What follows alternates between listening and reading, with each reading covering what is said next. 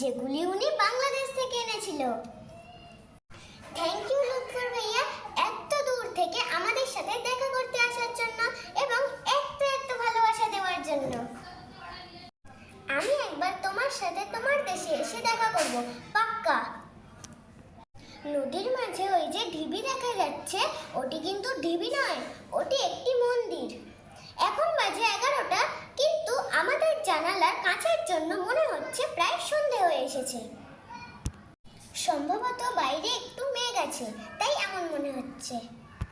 Train তো নিজের গতিতে ছুটেই চলেছে, কিন্তু আমাদের সময় কাটছে না, আমরা তো শুধু খেতেই আছি। আন্টি তো ব্যাগ ভর্তি করে খাবার দিয়েছে, শসা, আপেল এবং প্যাকেট খাবার তো প্রচুর। আমরা এগুলি সারাদিন খেতেই আছি আর বাইরে দেখতেই আছি। আর যখন একটু বেশি ঠান্ডা লাগছে, তখন কম্বলের মধ্যে লুকিয়ে পড়ছি।